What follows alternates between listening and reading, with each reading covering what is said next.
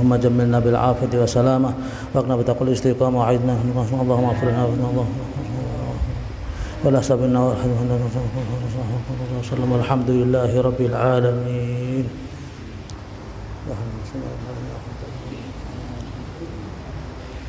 Bismillahirrahmanirrahim.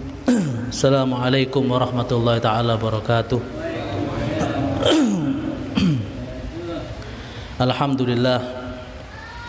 Alhamdulillahilladzi la tuhsa mawahibuhu wa la tanfadu ajaibuhu wa la tuhsaru lahu minanun wa la tuhtasu bizamanin duna zaman. Ahmaduhu hamdan yafuqu wa yafdulu hamdal hamidin hamdan yakunu lana dhukhra wa ridha indallahi rabbil alamin. Subhanaka la ilma lana illa ma 'allamtana innaka antal alimul hakim. Rabbi shrah li sadri wa yassir li amri wahlul 'uqdatam min lisani yafqahu qawli, amma ba'd. Para hadirin dan hadirat yang kami muliakan, alhamdulillah kita bersyukur kepada Allah Subhanahu wa taala yang sampai pada malam hari ini kita masih diberikan kesehatan dan kenikmatan oleh Allah Subhanahu wa taala, yang pada malam hari ini kita bersama-sama masih diberikan taufik dan kekuatan oleh Allah Subhanahu wa taala untuk menghadiri yaitu rutinitas daripada majelis kita, khususnya bainal isyain, di antara waktu-waktu yang mulia antara maghrib dan isya, waktu-waktu yang mustajab kita gunakan untuk menambah daripada fawaid atau ilmu daripada ilmunya baginda Rasulullah SAW. Yang kenikmatan ini tidak Allah berikan kecuali kepada orang-orang yang dikehendaki kebaikan oleh Allah Subhanahu wa taala.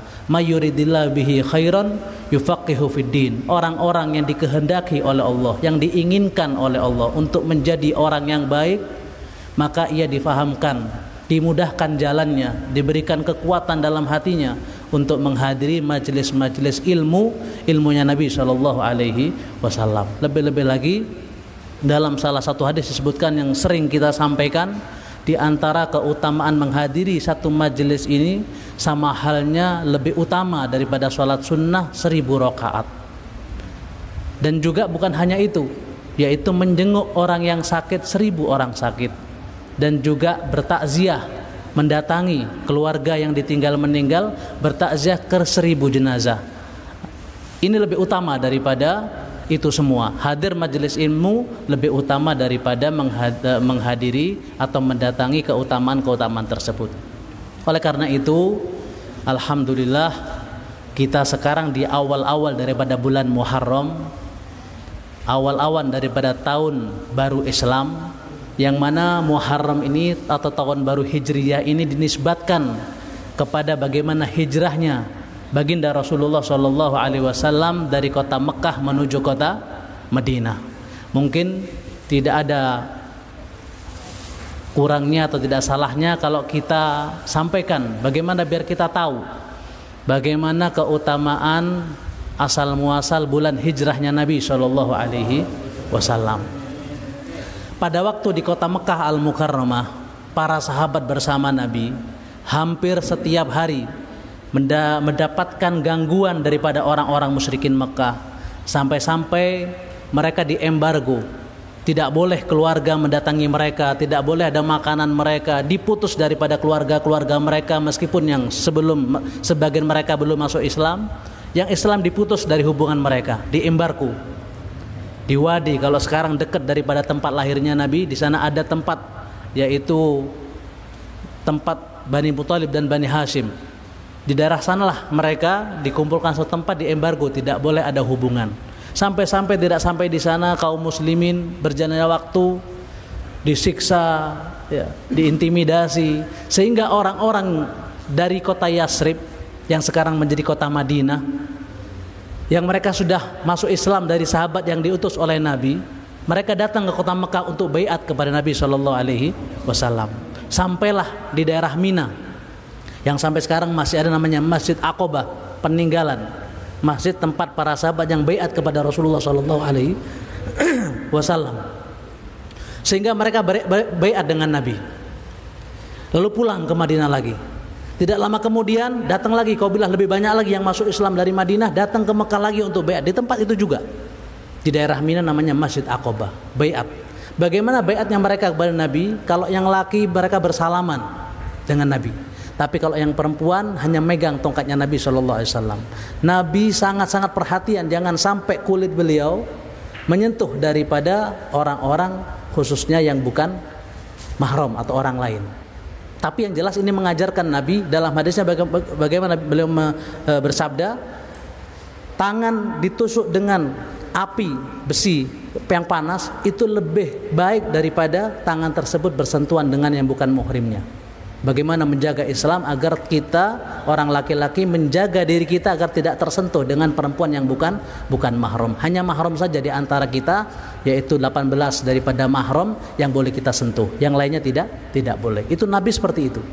Singkat cerita, mereka baiat dan mereka menawarkan kepada Nabi, "Ya Rasulullah, daripada di Mekah sini para sahabat diintimidasi, disiksa, diganggu sama orang musyrikin Mekah, bagaimana kalau hijrah ke Madinah? Kita akan berikan tempat yang sangat aman kepada saudara-saudara kita kaum muslimin." Nabi tidak menjawab karena belum ada perintah dari Allah Subhanahu wa taala. Tapi Nabi sempat mimpi, yaitu apa? Hijrahnya Nabi itu antara dua tempat yang sama-sama banyak penghijauan. Apakah ke Yasrib, apakah ke daerah Syam sana. Sehingga sampailah perintah dari Allah Subhanahu wa taala ditentukan hijrahnya kaum muslimin untuk menuju kota Madinah atau kota Yasrib pada waktu itu. Sehingga sahabat dikumpulkan sama Nabi, sebelum mereka berangkat dijadikan saling saudara. Yang kuat dengan yang lemah, yang kaya dengan yang miskin selama perjalanan, termasuk Sayyidina Umar dan yang lain. Nabi belakangan dengan beberapa sahabat saja. Setelah mereka bergerak berangkat dari Mekah menuju kota Madinah berbarengan, orang musyrikin Mekah tahu orang Islam sudah berangkat. Hanya tinggal Nabi dengan sahabat Abu Bakar, dengan putra-putrinya Sayyidina Ali dan sebagian daripada sahabat, tidak banyak. Yang lain sudah berangkat semua. Sehingga orang-orang musyrikin Mekah tidak mau kehilangan kesempatan. Ini jangan sampai kita kehilangan kesempatan yang baik ini. Harus kita culik Muhammad, kita bunuh. Sehingga bermusyawarah mereka di tempat namanya Darun Nadwa. Diganti sama Abu Yusuf Al-Maliki di tempat namanya Darud Dakwah. Orang banyak menghindari tempat situ, beliau ngajar di sana.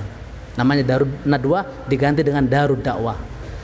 Nabi akhirnya mereka berkumpul, orang-orang musyrikin Mekah ingin menculik, ingin bunuh Nabi SAW. Sehingga sekali waktu satu malam berkumpullah mereka anak-anak muda yang siap mengelilingi rumahnya Nabi, ingin membunuh Nabi.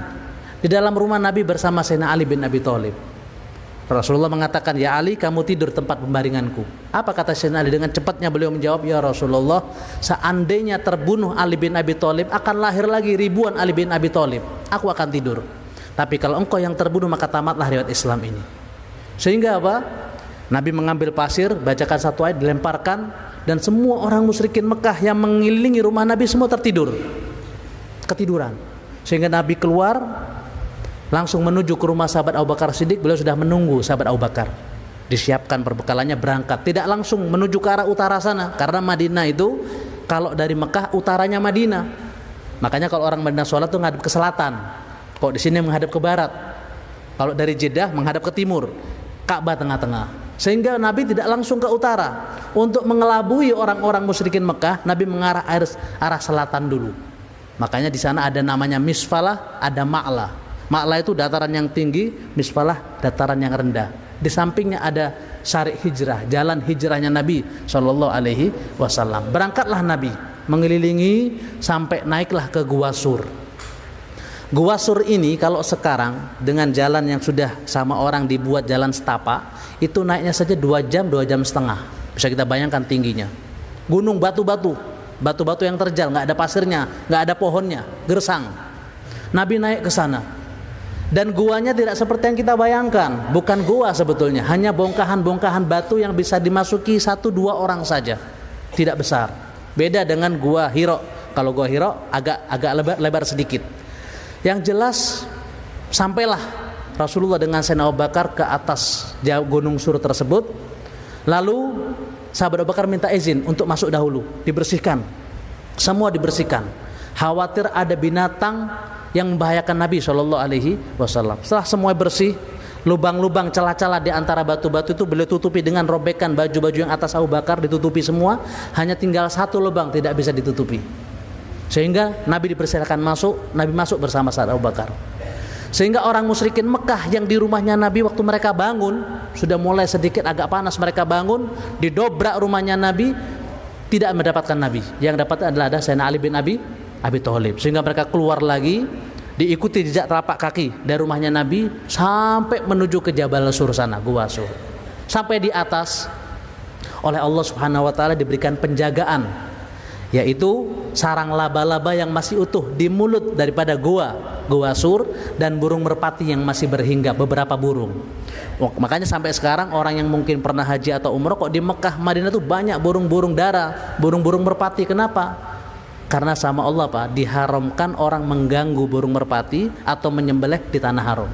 Karena apa? Ikroman, karena memuliakan burung tersebut merpati, karena punya satu jasa kepada Nabi SAW, yaitu apa? Menjaga Nabi waktu dikejar oleh orang musyrikin Mekah. Sampai kiamat burung merpati tersebut saat turunnya dimuliakan. Makanya apalagi kita umatnya. Kalau kita umatnya, kita berusaha hidup kita ini kita gunakan untuk misinya Nabi. Mungkin yang kaya dengan kayaannya, yang pejabat dengan pejabatannya, mungkin yang berilmu dengan ilmunya, atau dengan pikirannya. Minimal ada ghirah, ada cemburu kepada agama Islam ini, pasti Allah tidak akan mensia-siakan pengorbanan kita untuk misinya Nabi SAW. Jangan kita gunakan untuk sabahlal, kita ya seperti berjalan saja, tidak ada ghirah, tidak ada untuk membela agama Islam. Sehingga ini waktu yang sangat sayang kalau kita sia-siakan. Sehingga kita kembali ke cerita tadi, Nabi dalam gua sama sahabat Abu Bakar Siddiq, orang musyrikin Mekah naik ke atas gunung, tetapi didapati di mulut gua masih ada sarang laba-laba yang masih utuh dan burung merpati yang masih berhinggap. Sehingga mereka yakin di dalamnya tidak ada orang. Sampai-sampai sahabat Abu Bakar di dalam itu mengatakan, ya Rasulullah, seandainya mereka ini mengangkat kaki mereka tundukkan kepalanya, pasti akan melihat kita. Apa kata Nabi? La tahzan innallaha ma'ana. Engkau jangan gelisah wahai Abu Bakar, Allah bersama kita. Sahabat Abu Bakar bukan gelisah karena dirinya, bukan takut, tidak. Dari kecil bersama Nabi dan kecintaannya sangat cinta kepada Nabi, sampai dijuluki As-Siddiq, orang nggak pernah, istilahnya keimanan sangat kuat. Keimanan sangat kuat sampai Nabi mengatakan, seandainya ditimbang imannya semua orang umatku ini sama imannya Abu Bakar, tetap laro jahat masih menang daripada imannya Abu Bakar Siddiq. Bagaimana waktu Nabi Isra Mi'raj yang pernah saya sampaikan di sini? Orang-orang musyrikin Mekah pengen membuat malu Nabi depan sahabat Abu Bakar, pengen agar Abu Bakar ini kembali ke agamanya mereka, biar mengingkari Nabi. Diceritakan bagaimana sahabatmu ini, kita saja ke Palestina sampai berbulan-bulan, kok dia dibilang cuma sepertiga malam ke Palestina sampai naik ke Sidratul Muntaha, balik ke Mekah lagi. Apa kata Abu Bakar? Seandainya lebih dari itu aku percaya. Bayangkan coba, ini keimanan yang sangat kuat. Ini sahabat Abu Bakar Siddiq, beliau mengkhawatirkan keadaan Nabi SAW. Kalau Nabi sampai wafat, dibunuh mereka, habis Islam ini. Tidak akan turun Jibril kembali untuk menjelaskan daripada wahyu dari Allah Subhanahu wa taala. Sehingga dijaga oleh Allah Subhanahu wa taala. Mereka turun kembali tidak mendapatkan Nabi. Kembali ke kota Mekah sampai mengadakan sayembara. Siapa yang bisa mendapatkan, menangkap Muhammad dan membunuh Muhammad, akan diberi hadiah yang sangat besar oleh mereka. Dicari tapi tidak ketemu. Berapa hari Nabi di Jabal Sur? Beliau selama 3 hari 3 malam sembunyi istirahat di sana. Lalu bagaimana makanannya Nabi, minumnya Nabi? Putra dan putrinya Abu Bakar Siddiq yang mengantar setiap hari, ada namanya Abdurrahman, dan saudarinya namanya Asma binti Abi Bakar. Yang laki ini mengintip kalau orang musyrikin Mekah sudah masuk, sudah sepi, adiknya keluar yang perempuan. Malam-malam bagaimana perempuan? Jauh, bukan dekat. Mungkin 15 kilo dari kota Mekah. Jalan, perempuan sendiri berangkat ke sana, sampai dijuluki Datun Nitaqo, ini perempuan yang punya 2 buntelan. Di bajunya ada 2 makanan untuk Abu Bakar dan untuk Rasulullah. Naik ke gunung yang tinggi itu sendiri. Kita bayangkan seorang perempuan naik ke sana. Ini perempuan-perempuan mujahidah, perempuan yang keimanan sangat kuat, cinta kepada Nabi SAW. Masalah yang kecil dianggap remeh, yang besar pun dianggap remeh, karena sudah ditutupi dengan kecintaan kepada Nabi SAW. Itu setiap hari mengantar makan ke sana. Sehingga turunlah ayat tadi, la tahzan innallaha ma'ana kepada Abu Bakar Siddiq. Makanya sahabat Abu Bakar ini, beliau ini punya kenikmatan 3 keutamaan yang tidak dimiliki sahabat-sahabat yang lain. Itu keutamanya Nabi. Jadi semua sahabat ini merasa paling dekat kepada Nabi. Itu di antara rahmatnya Nabi. Sampai-sampai masing-masing punya keistimewaan. Kalau Sayyidina Ali dijuluki apa? Pintunya ilmu. Sayyidina Utsman Dunuren yang punya 2 cahaya. Dia nikah dengan 2 putrinya Nabi. Satu meninggal, nikahkan dengan saudaranya lagi. Sampai Nabi mengatakan apa? Seandainya aku punya anak perempuan lagi, aku nikahkan dengan dia. Bayangkan coba keutamaannya. Belum lagi apa? Nabi waktu di Masjid Quba. Di Quba itu ada sumur namanya Bi'ir Aris. Nabi itu biasa kalau ke sana tiap Sabtu, ya, ke Masjid Quba, kadang ada sumur, Nabi menggelantungkan kakinya di sana. Kenapa namakan dengan Aris? Aris itu ada tenda, dibuatkan tenda sama para sahabat. Yang jaga Abu Ayyub Al-Ansori. Datang sahabat Abu Bakar Siddiq, datang, pengen masuk, minta izin kepada Nabi, disuruh masuk, duduk sebelah kanannya Nabi, sambil betisnya dikelihatkan sama Nabi, menggelantungkan di sumur, mulut sumur tersebut. Datang sahabat Umar, minta izin ke Abu Ayyub Al-Ansori, disuruh masuk, duduk sebelah kiri. Datang Sayyidina Utsman, minta izin mau masuk. Sebelum Sayyidina Utsman masuk, Rasulullah membetulkan kakinya dulu, ditutupi betisnya. Heran Abu Bakar, ya Rasulullah, Abu Ayyub, ya Rasulullah, Abu Bakar masuk kau biarkan, Umar masuk kau biarkan. Kenapa kalau Utsman masuk kau betulkan betismu? Aku malu kepada orang yang malaikat rahmat malu kepada dia. Bayangkan coba. Ini kenikmatan. Jadi sahabat tuh masing-masing punya kenikmatan, punya kelebihan. Sahabat Umar juga Al-Faruq. Banyak di antara Sayyidina Umar itu usulannya dia membarengi daripada perintahnya Allah. Kayak adzan. Itu usul Sayyidina Umar dan banyak yang lain. Keluar dakwah secara terang-terangan, Sayyidina Umar yang mengusulkan. Waktu beliau masuk Islam pas genap 40 di Darul Arqam, dia mengatakan, ya Rasulullah, kita ini dalam hak betul. Apakah ajaran kita benar apa enggak? Iya benar. Kalau benar kenapa kita sembunyi, kita keluar, katanya. Enggak lama turun perintah dari Allah. Jadi berbarengan. Itu masing-masing sahabat punya kemuliaan. Sayyidina Abu Bakar begitu juga, punya 3 kemuliaan yang diabadikan dalam Al-Qur'an sampai hari kiamat. Setiap kita baca kita dapat pahala dari ayat tersebut. Itu khusus kepada Sayyidina Abu Bakar, bukan kepada yang lain. Ayat apa itu? Yang pertama adalah maqam suhbah. Idz qala li sahibihi, yang ia berkata kepada sahabatnya. Maksudnya Allah itu mengatakan yang mana Muhammad berkata kepada sahabatnya. Enggak ada orang persahabatannya itu diakui oleh Allah. Paling kita berteman dengan fulan, ini sahabatnya fulan. Ya, sahabat Rasulullah kita yang mengakui, oh ini sahabatnya Nabi, dengan kriteria orang hidup sama Nabi, melihat Nabi, beriman kepada Nabi, ya, berkumpul di dunia bukan di langit, terus bukan dalam mimpi, terus meninggal dalam keadaan beriman. Itu definisi daripada sahabat. Kita yang menisbatkan, oh ini sahabat. Tapi ini Allah yang mengakui. Yang mana ia berkata kepada sahabatnya, idqala li sahibihi, maqam suhbah namanya. Terus yang kedua bahwasanya idhuma fil ghar, yang mana dia hanya berdua di goa tersebut. Allah yang mengatakan, nggak ada ketiganya, hanya berdua. Nabi bersama Abu Bakar, sahabat lain nggak ada. Ini hanya berdua. Allah yang mengatakan, la tahzan innallaha ma'ana. Ini yang ketiga, maqam ma'iyah. Engkau jangan gelisah Abu Bakar, bahwasanya Allah bersama kita. Siapa kita itu? Allah, Rasulullah, Abu Bakar, nggak ada yang lain. Nah, ini 3 keutamaan yang dimiliki oleh sahabat Abu Bakar As-Siddiq. Sehingga selama 3 hari turunlah beliau, sudah aman, orang musyrikin Mekah tidak menyari ke tempat tersebut. Lalu turun, sudah ditunggu oleh orang yang disewa oleh Abu Bakar Siddiq, menyewa penunjuk jalan ke Madinah namanya Abdullah bin Uraigid. Satu orang, meskipun dia belum masuk Islam, tapi ahli dalam perjalanan. Ya, kita bisa bayangkan dulu nggak ada jalan masih dari Mekah Madinah. Ya, cuma orang ahli saja yang tahu jalan. Ini berjalan ke Madinah dari kota Mekah, dibimbing satu orang, Rasulullah dan Abu Bakar. Di sepanjang jalan, Abu Bakar ini kadang lari ke depan, kadang lari ke belakang, kadang ke kanan, kadang ke kiri. Nabi heran, ya Abu Bakar, apa yang kau lakukan Abu Bakar? Ya Rasulullah, aku lari ke depan, khawatir ada musuh dari depan akan menyerangmu. Aku lari ke belakang, khawatir ada musuh yang mengejarmu dari belakang. Begitu juga ke kanan dan ke kiri. Beliau mengkhawatirkan Nabi SAW. Sampailah beliau orang untuk tawadu, rendah diri. Nabi itu berjalan bareng dengan Abu Bakar Siddiq. Tidak Nabi lebih dulu karena Nabi, bukan Abu Bakar lebih dulu, tidak, berbarengan. Sehingga perawakan Abu Bakar ini umurnya beda 2 tahun. Nabi duluan, tapi perawakannya sahabat Abu Bakar lebih tua daripada Nabi SAW. Meskipun Nabi lebih tua umurnya, tapi di antara rahmatnya Nabi itu, Nabi kalau bareng sama orang tinggi lebih tinggi, mukjizatnya Nabi. Bareng sama orang yang istilahnya tua, ya, tetap Nabi itu wajahnya lebih tua daripada orang yang sebelahnya. Sahabat Abu Bakar seperti itu. Sehingga pandangan mereka orang-orang Kuba tadi salah. Semua mengarah ke Abu Bakar, dipikir Abu Bakar itu Nabi. Mereka semua memandang kepada Abu Bakar. Orang-orang Madinah loh ya, yang Kuba belum pernah melihat Nabi, bukan yang Muhajirin. Mereka yang nyambut, belum tahu mana yang Nabi, mana Abu Bakar, karena bareng jalannya.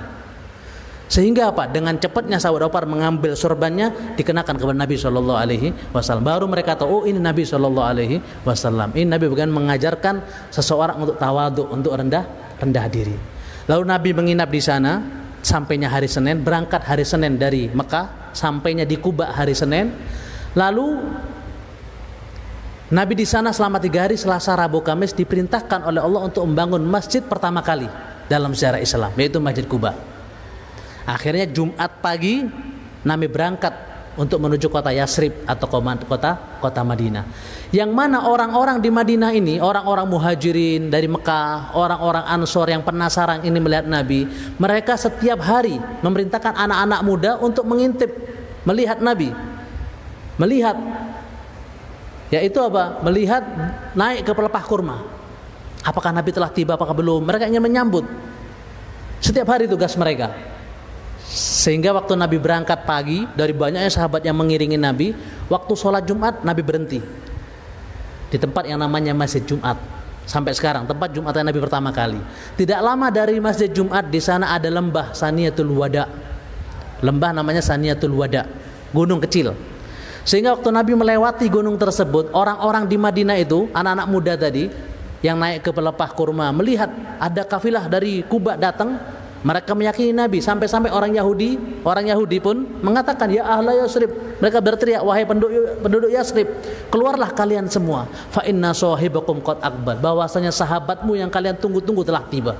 Sehingga mereka semua keluar, laki perempuan, untuk menyambut Nabi SAW, membawa arbana dan melantunkan qasidah yang kita dengar, tola al badru alaina min saniyatil wada wajib syukru alaina, apa terusnya, malillahi tidak. Jadi tola al badru alaina min saniyatil wada. Kita mungkin dulu bertanya apa namanya saniyatul wada itu, yaitu telah muncul bulan purnama akan menyinari kita semua dari lembah yang namanya saniyatul wada. Sehingga mereka semua laki perempuan keluar menyambut Nabi, dan mereka berebut ontanya Nabi, ditarik ke kanan ke kiri, kanan kiri. Apa kata Nabi? Khallu sabilaha, biarkan onta itu berjalan. Fa inna ma'murah, di mana dia berhenti aku akan nginap di sana. Sahabat ini berebut ingin agar rumahnya Nabi, kan belum punya rumah, agar Nabi menginap di rumahnya.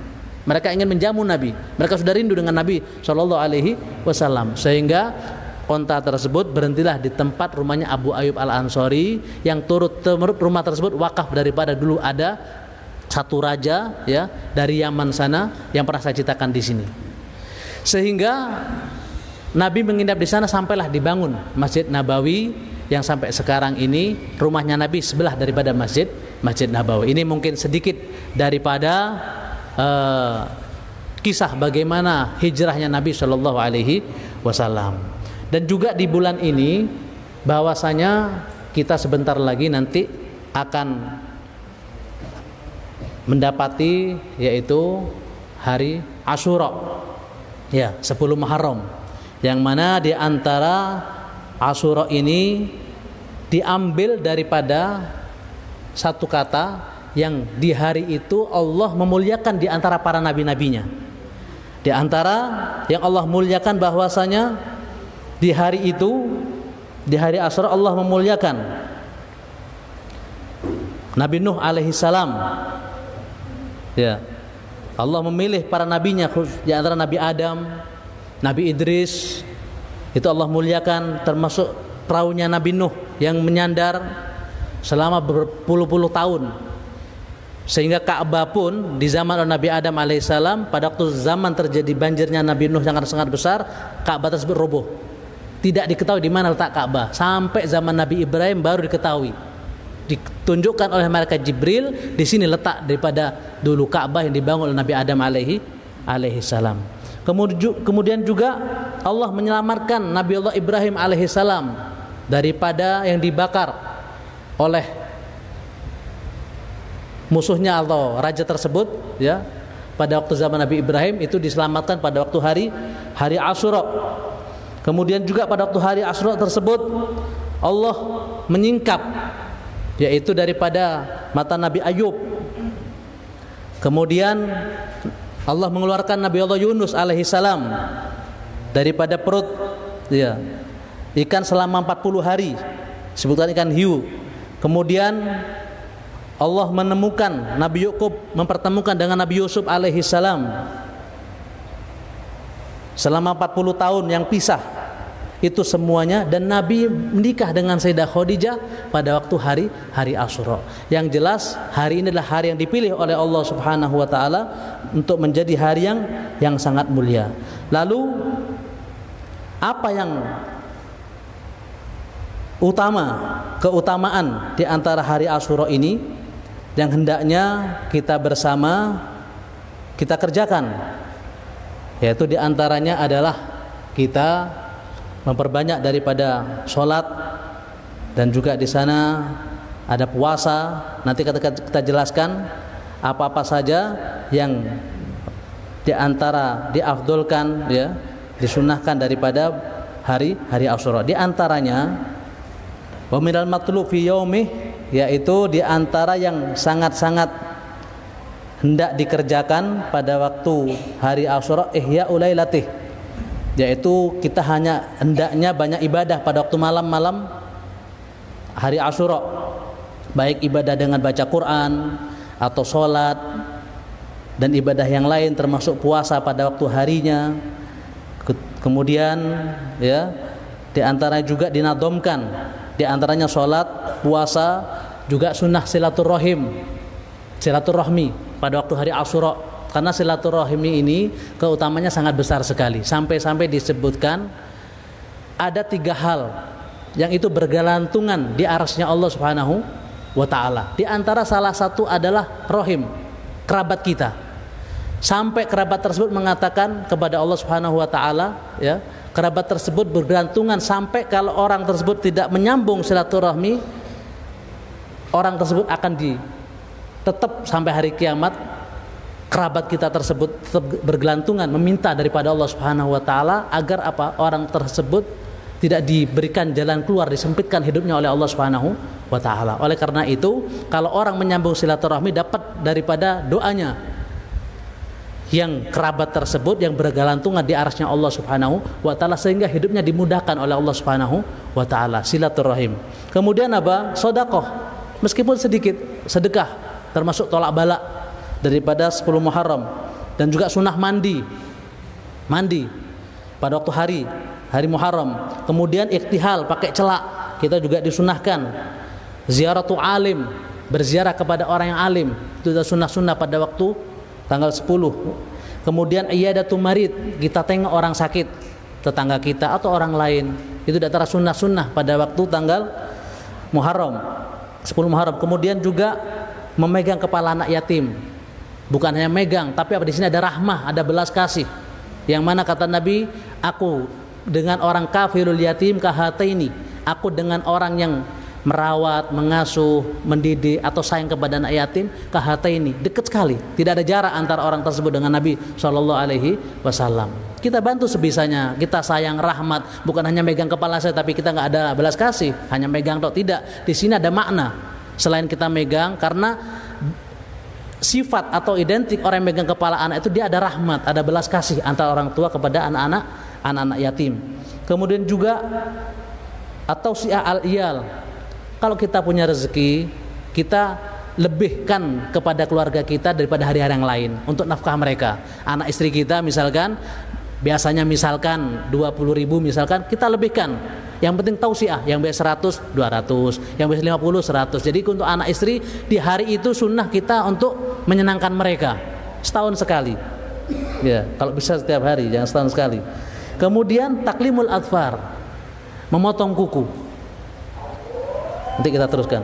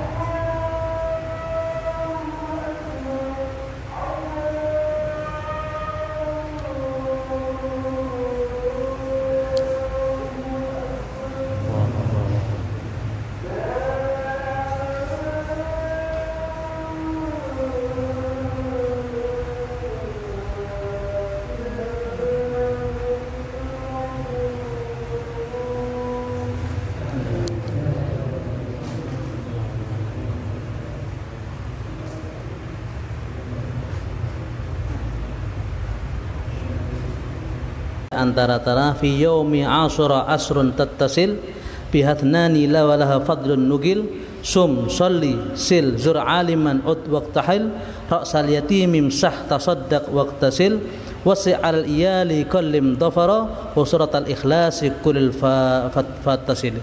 Jadi di antara keutamaan atau disunahkan pada waktu hari Asyura apa? Yaitu 10 hal. Di antaranya kita sholat, puasa, terus silaturahmi, terus sedekah, terus mandi, terus pakai celak, sunnah juga, terus ziarah kepada orang alim, terus kepada orang sakit kita ziarah, memegang kepala anak yatim, terus kita lebihkan untuk keluarga kita, anak istri kita, nafkah kita. Kemudian taklimul adfar, nah ini juga termasuk memotong kuku. Di antara afdolnya memotong kuku, di antaranya hari Senin, hari Kamis, atau Jumat sebelum berangkat Jumatan. Itu sunnahnya waktunya. Jadi pagi sampai Jumatan, afdolnya seperti itu. Kalau nggak bisa Jumat, mungkin udah kepanjang nggak enak, Senin atau Kamis atau Jumat pagi sebelum Jumatan. Juga tata caranya, afdolnya cara untuk memotong kuku ini untuk tangan ada 3 cara. Tapi kalau kaki 1 cara, ulama semua sepakat. Tapi kalau tangan ini ada 3 pendapat. Kalau Imam Ghazali beliau mendahulukan ini, sababa dulu. 1, 2, 3, 4 langsung ke kiri. Ini terakhir. Ini terakhir. Sampai kalau mengerjakan ini insya Allah dimudahkan sama Allah urusan untuk rezekinya. Imam Nawawi mengatakan afdolnya kata Imam Nawawi seperti ini. Ini dulu, ini baru kelingking, tutupkan ini. Baru yang sebelah kiri, kelingking yang kiri sampai kepada jempol yang ini yang kiri. Tapi pendapat mayoritas para ulama mengatakan pertama kali yang kelingking dulu. Baru yang wusto, baru yang ini jempol, baru yang jari manis, baru yang sababah telunjuk. Ini kanan. Yang kiri begitu juga. Pertama jempol, jari yang tengah, yang kiri, kelingking, yang tunjuk, baru yang manis. Ini yang pendapat kebanyakan para ulama. Jadi saya ulangi lagi, dari gente ini, terus yang tengah jempol, jari manis, telunjuk, ya. Terus ini sebelah kanan, tengah, sebelah kiri, seperti itu. Tapi kalau kaki semuanya dari kelingking sebelah kanan lurus terus sampai kelingking sebelah kiri. Itu diantara afdolnya, sunnahnya seperti itu. Kemudian yang terakhir apa? Membaca surat Al-Ikhlas 1000 kali dari malamnya. Malam besok 10 Muharram malamnya itu kita sudah baca surat Al-Ikhlas 1000 kali. Kemudian di antara terakhir siangnya pada waktu besoknya apa yang kita kerjakan? Yaitu kita baca di antara ayat hasbunallah wa ni'mal wakil, ni'mal mala wa ni'man nasir 70 kali. Kita baca itu. Apa keutamaannya? Kata Imam Qala al-Ujhuri mengatakan Sayyid Al-Mad'u Ghautullah di dalam kitab Al-Jawahir, beliau mengatakan barang siapa yang baca pada waktu hari Asyura hasbiyallah wa ni'mal wakil, ni'mal maula wa ni'man nasir 70 kali, maka lam yamut tilka sanah. Beliau ada mengatakan insyaallah atas izin Allah Subhanahu wa taala ia tidak akan meninggal di tahun itu. Ulama mengatakan pasti ada dasarnya. Dia mengatakan insyaallah keutamaannya dia tidak akan meninggal di tahun itu. Ini diantara keutamaan pada waktu hari Asyura. Insyaallah kita bersama-sama minta kepada Allah Subhanahu wa taala agar dipanjangkan umur kita, dijauhkan daripada semua musibah dan penyakit, dan di antara sakit-sakit di antara kita semoga disembuhkan. Dan sebelum kita akhiri, kita minta berkah daripada surat Al-Fatihah dan keutamaan surat Fatihah untuk membaca untuk di antara saudara kita yang sakit, di antaranya Bapak Misdar, Bapak Kartono dan Bapak Muain dan Bapak Muhammad Rois, ya. Kemudian juga yang meninggal di antaranya adalah Ibu Faizah binti Muhammad Kustur. Kita mintakan bersama-sama untuk baca surat Fatihah agar yang sakit disembuhkan oleh Allah Subhanahu wa taala dan yang wafat agar diampuni semua dosanya dan diangkat derajatnya oleh Allah Subhanahu wa taala, dijadikan kuburnya raudhah min riyadil jannah. Al-hadiniyah Fatihah. أعوذ بالله من الشيطان الرجيم بسم الله الرحمن الرحيم الحمد لله رب العالمين مالك يوم الدين إياك نعبد وإياك نستعين صراط المستقيم صراط الذين أنعمت عليهم غير المغضوب عليهم ولا الضالين يا ربنا اعترفنا وأننا أسرفنا على اللظى أسرفنا وتب علينا توبة تغسل لكل حوبة واستر لنا العورات وآمن الروآت واغفر لوالدينا ربي ومولدينا والأهل والإخوان وسائر الخلان وكل ذي محبة أو جيرة الصحبة والمسلمين أجمعين آمين ربي اسمع فضلا وجود منا لا باكتساب منا بالمصطفى رسول نوضى بكل السن صلى وسلم ربي على هيئات الخب وآله وصحبه تتس السهم والحمد لله في البدء والتناهي وبالآلاء الإلهي واجتنا بالنواهي.